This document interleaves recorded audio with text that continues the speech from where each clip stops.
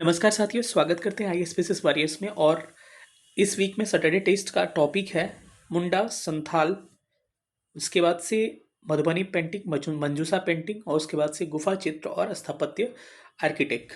ये हमारा Saturday test का टॉपिक है।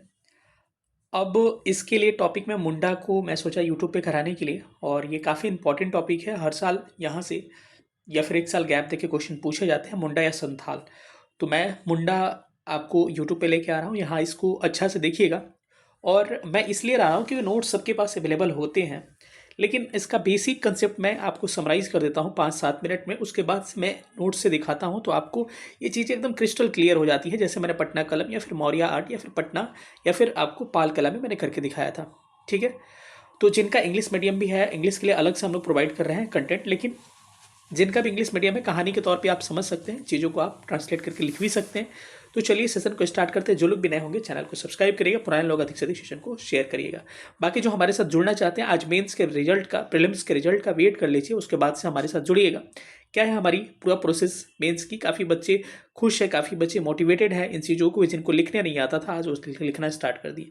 तो नया बैच हम लॉन्च कर रहे हैं, क्योंकि आज प्रीलिम्स का रिजल्ट आ रहा है। इसके बाद से हम लोग नया बैच एक लॉन्च कर रहे हैं। एक बार मैं आपको दिखा दूँ, उसके बाद से हम लोग सीधे चलेंगे मुंडा विद्रोह यानी कि मुंडा रिवेलियन पे। हमारा नया बैच जो है 27 जनवरी से स्टार्ट हो रहा है, क्योंकि आपकी आज रिजल्ट आ रही है। ठीक है, तो इसीलिए रिजल्ट का वेट कर लें। और इसमें हम टोटल 30 टेस्ट आपको देंगे। सेक्शनल फुल लेंथ दोनों होगा। इनविन एक सप्ताह में 3 टेस्ट, GS1 GS2 और ऐसे का test, topic, notes, study material. Basically जिनको बिल्कुल लिखना नहीं आता वो भी इस चीज़ों से सीख सकते हैं, और काफ़ी बच्चे जिनको लिखना नहीं आता तो वो ग्रुप में टॉप कर रहे हैं। ठीक है, तो काफ़ी बड़ी बात है बिगनर्स के लिए भी और जो पुराने लोग हैं उनके लिए भी। Test by WhatsApp group, feedback, personal mentorship, rank, marks, toppers, copy, model answer. Online classes आपको गूगल मीट पे अवेलेबल होती है। इसके अलावा ऑफर जो है 26 जनवरी तक रखा हमने, कि आपकी GS1 GS2 और AC की फ़ी जो है अभी बढ़ के 2000 हो चुकी है। और ये फ़ी आपको रिजल्ट आते ही आपको 25-26 के बाद से फिर से कितनी 2500 इसको और बढ़ा के हम कर देंगे, क्योंकि काफ़ी बच्चे ऑलरेडी इनरोल हो चुके हैं। लगभग 500 बच्चे इनरोल हमारे पास हो चुके हैं।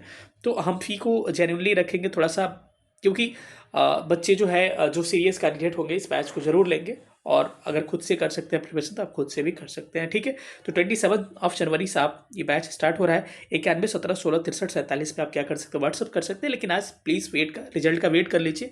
रिजल्ट के बाद ही आप परचेज करना चाहिए, तो इस बैच को परचेज करिएगा, क्योंकि आपके लिए बेटर होगा, आप भी सेफ साइड फील करेंगे। चलिए हम उस सीजन को स्टार्ट करते हैं।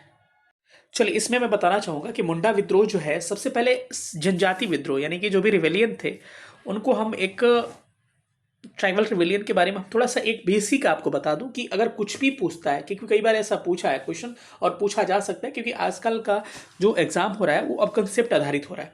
तो अगर कुछ भी पूछे ना, तो सारे जनजातीय विद्रोह का मेन जो मुद्दा था वही था, क्योंकि मराठा, मैसूर इत्यादि क्षेत्रों पर अंग्रेजों के अधिकार के साथ साथ उनका मनोबल बढ़ा, उनका लालच बढ़ा, और इनका हस्तक्षेप धीरे धीरे जनजातीय क्षेत्रों में भी होने लगा।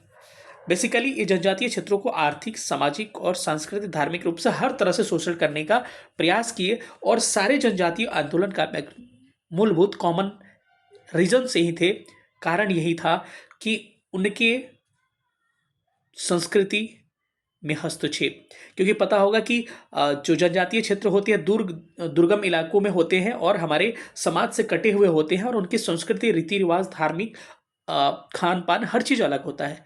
तो कहीं ना कहीं ये अंग्रेज जो है उनके धार्मिक हस्तक्षेप करने लगे, और ईसाई मिशनरी जो है उनके धर्म को भ्रष्ट करने लगे, और जनजातीय लोगों को ईसाई में कन्वर्ट करने लगे। तो पहला धार्मिक कारण तो ये दिखता है। दूसरा है कि उनके क्षेत्रों में हस्तक्षेप करना, उनके क्षेत्रों में हस्तक्षेप करने लगे। उनके अंदर क्या थी, जो उनकी व्यवस्थाएं थी ज़मीन की, खेती करने की, उन व्यवस्थाओं में इनका हस्तक्षेप होने लगा।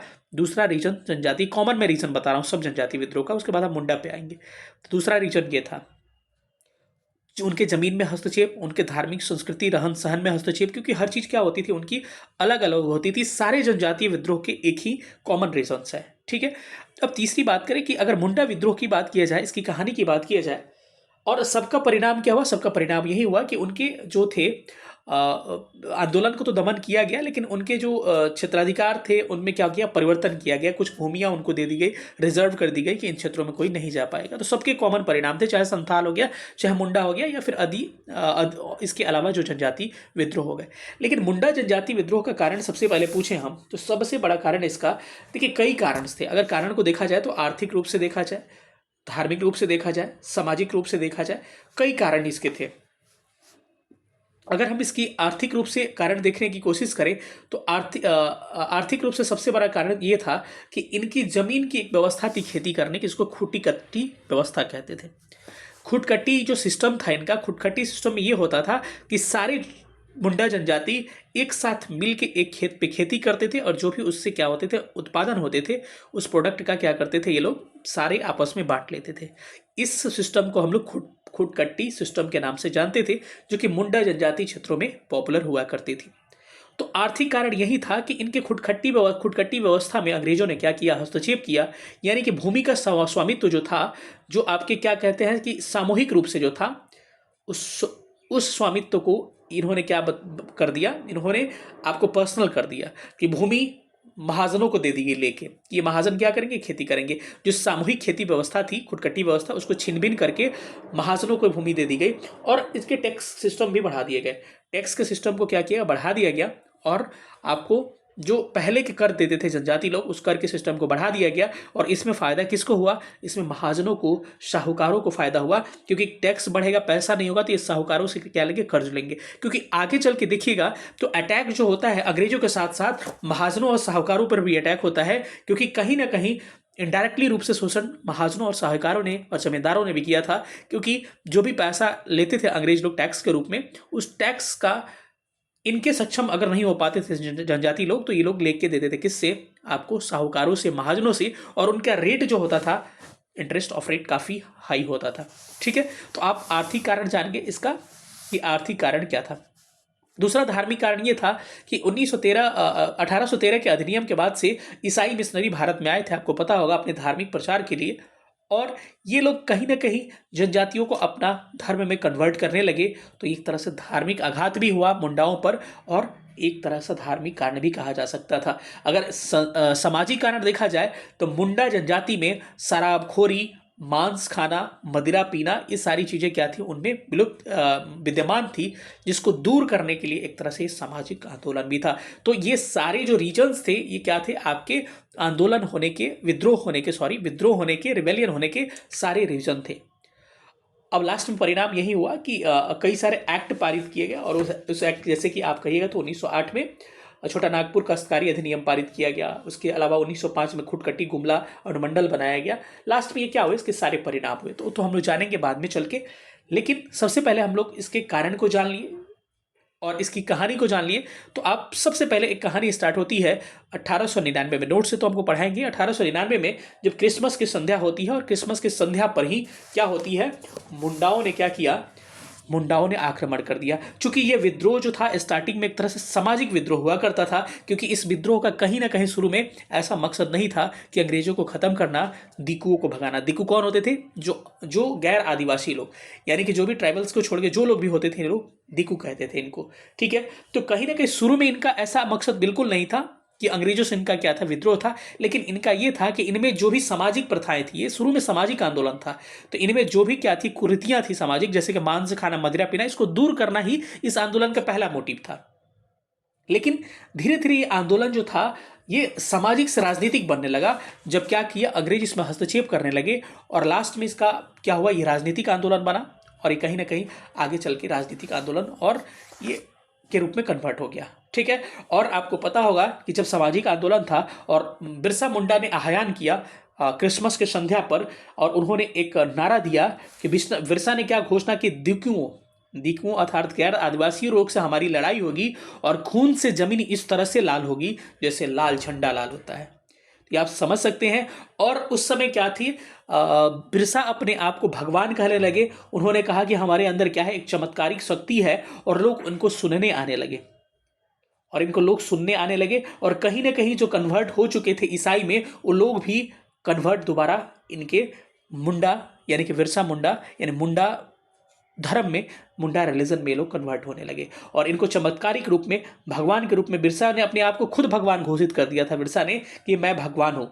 ठीक है, और हमारे पास क्या है, चमत्कारिक शक्तियाँ हैं और इस चमत्कारिक शक्तियों में कई इन्होंने नाराएं भी दी थी। आगे चल के देखिएगा कि ना हमको क्या तीर छेद सकता है, ना हमको गोली भेज सकता है, ना गोली मार सकता है। इस तरह से उसने नारा दिया था कि यही कहना चाहते थे कि हम भगवान हैं।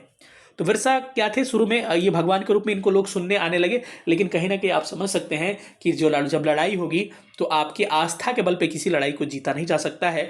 जब लड़ाई हो गया तो मुंडाओं के पास उतने हथियार से लेस नहीं थे और आखिर में इनकी हार होती है, लेकिन कहीं ना कहीं कुछ फैसला इनके पक्ष में इसका परिणाम देखने को मिलता है। ये क्या रहा, पूरा समरी रहा इस आंदोलन का। और मैंने बताया भी था 1908 में छोटा नागपुर रैतवाड़ी अधिनियम पारित हुआ और कहीं ना कहीं बाद में चल के बिरसा लोगों को अलग से इनका क्षेत्र दिया गया, जिसमें कहा गया कि कोई अदर लोग इसमें हस्तक्षेप नहीं करेंगे। ये सारा क्या रहा, एक तरह से छोटी सी कहानी रही जिसका हम लोग आपको शॉर्ट समरी बताए। अब आते हैं सीधे नोट्स के माध्यम से, और आज तक क्या क्या सवाल पूछे बिरसा मुंडा आंदोलन से, पहले इसको हम लोग कंसिडर करते हैं। कि एक बार पूछा है कि बिरसा आंदोलन जो था उसकी विशेषताएं थी, उसकी समीक्षा करिए, पहला प्रश्न पूछा गया था। ठीक है, दूसरा प्रश्न पूछा है कि बिरसा आंदोलन का उद्देश्य, आधारभूत उद्देश्य था आंतरिक शुद्धिकरण तथा विदेशी शासन समाप्ति की इच्छा स्पष्ट कीजिए। इसका भी मतलब वही होगा कि आंतरिक शुद्धि यानी कि सामाजिक में जो बुराइयां प्रचलित थी उसको दूर करना इसका क्या था, मकसद था, और विदेशी शासन से मुक्ति पाना भी इसका मकसद था, और इसकी समीक्षा करना ये क्या है, दूसरा प्रश्न पूछा गया है। इस सीएमई के नोट्स को इस तरह से डिजाइन किया गया है और आपको लगेगा कि अन्य जनजाति विद्रोह क्यों दिया गया इसमें, तो इसका रीजन ये था क्योंकि एक बार पूछा गया है कि बिरसा आंदोलन पर विशेष प्रकाश डालते हुए बिहार के आदिवासी आंदोलन की समीक्षा करें। तो इस नोट्स में कुछ आदिवासी आंदोलन भी दिए गए हैं, तो लोग कंफ्यूज हो जाते हैं इसकी क्या जरूरत है, इसीलिए क्योंकि बिहार के आदिवासी आंदोलन की समीक्षा के संदर्भ में एक बार बिरसा आंदोलन पूछा गया है, मुंडा विद्रोह पूछा गया है। और एक बार प्रश्न पूछा गया है कि बिरसा आंदोलन के स्वरूप की व्याख्या करो। स्वरूप मतलब कि नेचर की, कैसा आंदोलन था ये। ठीक है, और जनजाति शासन पे इसके प्रभाव इफेक्ट की चर्चा करें। कुल मिला के बात यही रही कि आज तक जो भी सवाल पूछे गए हैं, बिरसा आंदोलन के कारण पूछे गए हैं, इसकी विशेषता पूछे गए, किस तरह का आंदोलन था, विशेषता यानी स्वरूप भी कह सकते हैं इसको, स्वरूप पूछा गया है, और इसके क्या परिणाम हुए ये भी पूछा गया है। और एक तीसरा अन्य जनजाति विद्रोहों से इसको जोड़ के पूछा गया है कि अन्य जनजाति विद्रोहों पे क्या इसका इफेक्ट पड़ा, या फिर कैसे इसको जोड़ के बिहार के जनजाति विद्रोहों से देखा जा सकता है। चलिए हम लोग नोट्स पे आते हैं। नोट्स से हम लोग सारी चीज़ों को स्टेप बाय स्टेप हम लोग समझने की कोशिश करेंगे। आप इंट्रो में यहाँ देख सकते हैं कि इसकी जो बिरसा आंदोलन थी 1890 के दशक में हुआ था, और इसकी तुलना हम लोग बक्सर विद्रोह जो हुआ था 1890 की दशक में चीन से, उसकी कंपेयर करते हैं। सबसे पहले इसकी भूमिका समझेंगे, इसके पूर्व के विभिन्न जनजातीय विद्रोह, इसको जानने की जरूरत नहीं है क्योंकि ये एक बार प्रश्न पूछा गया, इसीलिए इसको इसके पृष्ठभूमि और कारण जानेंगे। हमने बताया था आर्थिक सामाजिक राजनीतिक कारण, उद्भव और विस्तार कैसे हुआ इसका परिणाम और महत्व क्या हुआ, उसके नेचर को, स्वरूप को जानेंगे। हम लोग बारी बारी से इसको देखेंगे। चलिए, इसको जानने की जरूरत नहीं क्योंकि अन्य जनजातीय विद्रोह से तुलना करके इसको दिया गया। यहाँ से हम लोग स्टार्ट करते हैं और इसके सबसे पहले कारण पे जाते हैं, पृष्ठभूमि और कारण पे, कि इसका आर्थिक कारण क्या था। हमने ऑलरेडी इसके बारे में बताया था। इसका आर्थिक कारण था कि जो खुटकट्टी व्यवस्था थी, इसके तहत सामूहिक भूस्वामी स्थापित करने, यानी खुटखट्टी व्यवस्था में सब लोग मिलके क्या करते थे, खेती करते थे। लेकिन अंग्रेजों ने क्या किया कि भूमि का सामूहिक स्वामित्व की जगह व्यक्तिगत स्वामित्व में बदलना स्टार्ट किया, और करों की दर यानी टैक्सेशन सिस्टम में क्या किया इन्होंने, वृद्धि की, और जिसके कारण खेती गिरवी रखनी पड़ी, जमीन का साहूकारों का हस्तांतरण हुआ कि जो टैक्स नहीं दे पाते थे साहूकार, महाजन, जमींदार क्या करते थे, खेत ले लेते थे इनका, महाजनों के पर आश्रित होने के कारण बेरोजगारी हुआ, बेगारी हुआ, अन्य समस्याएं उत्पन्न हुई। एक तरह से क्या था, इसका आर्थिक कारण कहा जा सकता है। राजनीतिक और सामाजिक कारण के संदर्भों में देखा जाए तो राजनीतिक सामाजिक संदर्भ में देखा जाए, ब्रिटिश हस्तक्षेप के विरुद्ध मुंडा समुदाय की हुई सामूहिक मतलब कि क्या है, व्यवस्थाओं में हस्तक्षेप, यानी कि पहले लोग स्वशासन करते थे, मतलब कि राजनीति का मतलब क्या हो गया, एक तरह से प्रशासन की बात करता है।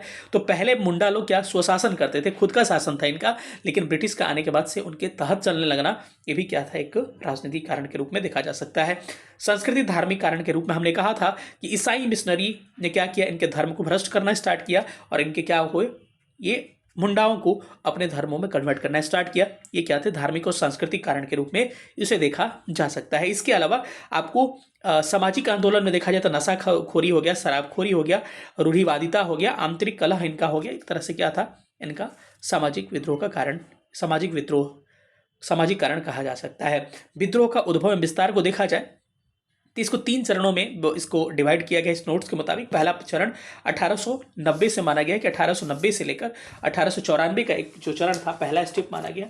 दूसरा स्टेप है उसको माना गया 1895 से लेकर 1897 का चरण, और एक तीसरा स्टेज है जिसको माना गया 1897 से लेकर 1900 तक का चरण। तीनों चरणों को हम लोग बारी बारी से देखने की कोशिश करेंगे।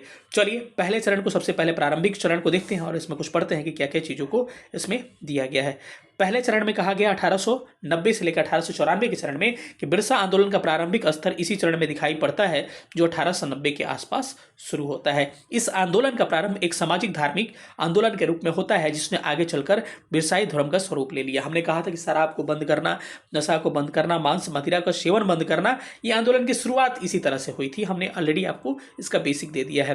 बिरसा मुंडा आरंभ में ईसाई मिशनरियों के प्रभाव में थे, लेकिन बाद में चलकर आनंद पांडे के प्रभाव में आकर वो वैष्णव बन गए। बिरसा खुद भी ईसाई मिशनरी के इफेक्ट में पहले थे। इसी चरण में बिरसा के विभिन्न विचारों को भी देखा जा सकता है, जिसमें कई बातें बताई गई है, जिसमें क्या आत्म सुधार आंदोलन की बातें कही गई है, शराबखोरी, पशु बलि पर रोक की बात की गई है। सारे मैंने ऑलरेडी ये बात कहा है। और एक ईश्वरवाद पर जोड़ कि एक क्या होगा, एक ही हमारा क्या होगा, भगवान होगा। और इसमें इन्होंने कहा है कि इसके तहत बिरसा मुंडा ने सिंगा बोंगा देवता के प्रति आस्था की बात की, और इन्होंने कहा कि वे सिंगा बोंगा के दूत के रूप में आए हैं, मतलब भगवान के दूत के रूप में, और उनके माध्यम से ही मुंडा समुदाय को बाहरी शोषक तत्वों से मुक्ति मिलेगी, साथ ही एक आदर्श मुंडा राज्य की स्थापना होगी। इस कार्य के लिए ईश्वर ने उन्हें अदम्य शक्ति एवं साहस दिया है, जिसके कारण उन्हें न तीर छेद सकती है और न गोली भेज सकती है, न गोली मार सकती है। कुल मिलाकर बिरसा मुंडा के इस चरण से एक प्रकार से आंदोलन का उद्देश्य एवं वैचारिक आधार निर्मित हो जाता है। यानी कि कहीं ना कहीं सामाजिक इनका कारण ही और सामाजिक बेस ही क्या होता है, इसका आधार बनता है। दूसरा है द्वितीय चरण 1895 से 1897 का चरण। आंदोलन का यह शुरुआती जो चरण था क्या था, सामाजिक था। इसके पहले वाला स्टेप 1890 से 94 तक, लेकिन इस स्टेप को आप राजनीतिक तौर पे देख सकते हैं। आंदोलन का यह चरण सांगठनिक दृष्टिकोण से उल्लेखनीय है। आंदोलन का वैचारिक आधार पर अब तैयार हो चुका था, क्योंकि इसका बेस बन चुका था आंदोलन का। बिरसा मुंडा द्वारा 1895 में लगभग 6000 लोगों को एक दल बनाया गया, जिसका उद्देश्य क्या था, अंग्रेज प्रभाव की समाप्ति करना, बाहरी लोगों से मुक्ति प्राप्त करना और मुंडा राज की स्थापना करना। ये आंदोलन अब सामाजिक से सीधे कन्वर्ट हो गया, किसमें, आपके धार्मिक राजनीतिक आंदोलन में कन्वर्ट हो गया। साथ ही बिरसा ने आह्वान किया कि मुंडा समुदाय ब्रिटिश सरकार के अस्तित्व को अस्वीकार करे तथा लगभग लगान न दे। बिरसा के सरकारी गतिविधियों के कारण उन्हें गिरफ्तार कर लिया गया। हालांकि आगे चलकर 1877 में महारानी विक्टोरिया के हीरक जयंती के अवसर पर उन्हें मुक्ति प्रदान किया गया। 1897 के करीब इनको हटाया, फिर से क्या किया गया, जेल से निकाल दिया गया। तृतीय चरण 1800 सबसे महत्वपूर्ण चरण 1897 से 1900 का चरण। यह चरण एक प्रकार से सर्वाधिक सक्रिय चरण माना जाता है, जिसमें बिरसा मुंडा 1897 में जेल मुक्ति के बाद सक्रिय हो जाते हैं। इस समय की प्रमुख गतिविधियां थी सरकारी कार्यालयों, ईसाई मिशनरियों, अधिकारियों, साहूकारों, महाजनों, दिकुओं और इत्यादि का हमला करना। यही से आंदोलन मोड़ लेता है किस पे, एक तरह से खूंखार आंदोलन बन जाता है और इन पे आक्रमण करने लगते हैं। विद्रोही का हिंसात्मक स्वरूप का पता निम्नलिखित गतिविधियों से लगाया जा सकता है कि इन्होंने एक नारा दिया, कटोंग बाबा कटोंग, साहेब कटोंग कटोंग, रानी कटोंग कटोंग। इसका मतलब होता है कि काटो बाबा काटो, यूरोपियों को काटो और बाहरी दूसरे जातियों को भी काटो। मुंडा विद्रोह की सक्रियता के कारण रांची, खूंटी आदि के क्षेत्रों में प्रशासनिक व्यवस्था ठप हो जाने के पश्चात ब्रिटिश के दमन की प्रक्रिया तेज हो गई। दमन का नेतृत्व डिप्टी कमिश्नर जो था, जिसका नाम था स्ट्रेटफील्ड, द्वारा किया गया और कुछ समय में ही निर्ममता पूर्वक आंदोलन को क्या किया गया, कुचल दिया गया। यह आंदोलन कभी उतना लंबा नहीं रहा। ठीक है, अब थोड़ा सा और हम लोग आगे बढ़ते हैं। 3 फरवरी 1900, आपने पढ़ा होगा प्रीलिम्स में, 3 फरवरी 1900 को बिरसा मुंडा को जंगल में सोते हुए कैद कर लिया गया और 30 मई 1900 को हैजा के कारण क्या हो गया, बिरसा मुंडा का निधन हो गया। अब चलते हैं इस आंदोलन के कारण, तो हमने जान लिया, इसके परिणाम और महत्व के बारे में हम लोग थोड़ा सा डिस्कस कर लेते हैं। परिणाम, पहले कि जनजातीय विद्रोह की तुलना में बिरसा मुंडा विद्रोह अपने परिणामों की दृष्टि से व्यापक स्वरूप वाला दिखाई पड़ता है। उसके परिणाम प्रशासनिक, राजनीतिक, आर्थिक, सामाजिक, सांस्कृतिक आदि के विभिन्न दृष्टि से उल्लेखनीय है। इस विद्रोह के परिणामों को निम्नलिखित रूप से हम देख सकते हैं। सबसे पहला परिणाम क्या हुआ कि 1903 में, ये सारा स्टेप याद रखना है। पहला इसका परिणाम क्या निकल के आया, 1903 में मुंडा समुदाय की सामूहिक आधारभूति, जो खुट्टी कट्टी व्यवस्था आपको बताया था कि सब लोग सामूहिक रूप से खेती करते थे, उसको फिर से बहाल कर दिया गया।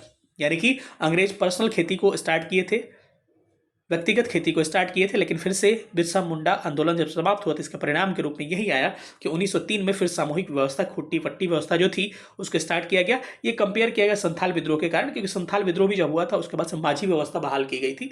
इसमें ज़्यादा दिमाग आपको नहीं लगाना है, क्योंकि संथाल जब बढ़ाएंगे तो पता चल जाएगा। दूसरा, पहला तो आपने समझ लिया, खुट्टी कट्टा व्यवस्था को बहाल किया गया। दूसरा, प्रशासनिक सुविधा के दृष्टिकोण से खूंटी एवं गुमला नए अनुमंडल बनाए गए।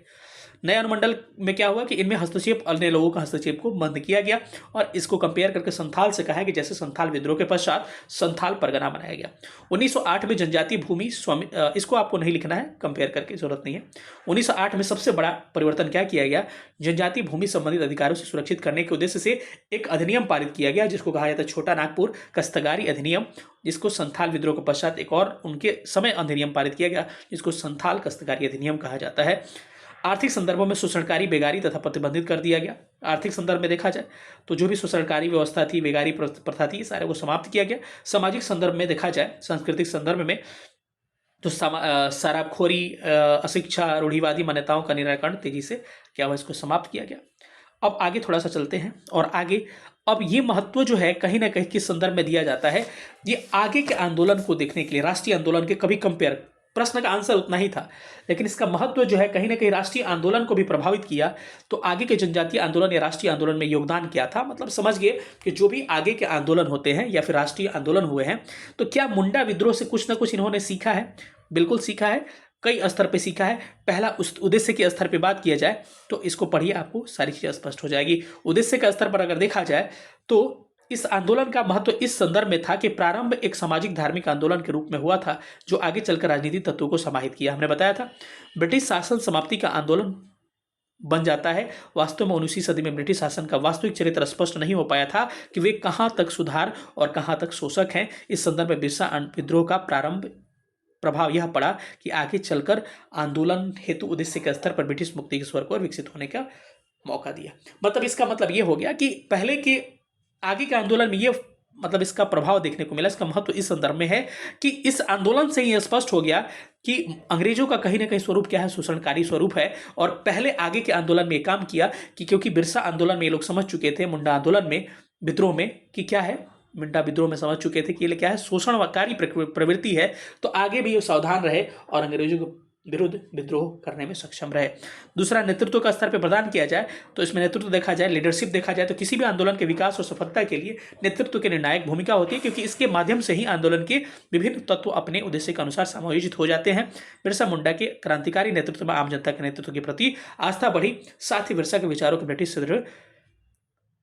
शासन तंत्र विरोध करने का साहस मिला, क्योंकि एक मोटिवेशन मिला आगे के आंदोलनों में कि बिरसा कहीं ना कहीं अकेले नेतृत्व किया और लोगों ने इसका साथ दिया। तो आगे भी आपने देखा कि गांधी ने नेतृत्व किया और लोगों ने साथ दिया। तो कहीं ना कहीं इसका महत्व इस संदर्भ में, क्योंकि लीडरशिप के तौर पर मुंडा को देखा जा सकता है और आगे के आंदोलन में इससे हेल्प मिला, इसीलिए इसका महत्व कहा जा सकता है। संगठन के स्तर पर, ऑर्गेनाइजेशन के स्तर पर देखा जाए तो बिरसा मुंडा ने 6 आदिवासियों का संगठन बनाकर जिस प्रकार से आंदोलन को आगे बढ़ाया, इसके आगे के आंदोलन में संगठनों का महत्व काफ़ी बढ़ जाता है। जैसे आप जाइएगा आज़ाद हिंद फौज में चले जाइएगा तो शुरू में क्या था, लोग कम थे उसमें, लेकिन धीरे धीरे लोग जुड़ते गए, तो कहीं ना कहीं कहा जाता है कि इन सारे आंदोलनों में मुंडा विद्रोह का भी क्या था, योगदान था। क्योंकि कैसे लोगों को संगठित करना है, कैसे लोगों को ऑर्गेनाइज करना है, ये किसने सिखाया, बिरसा विद्रोही ने सिखाया।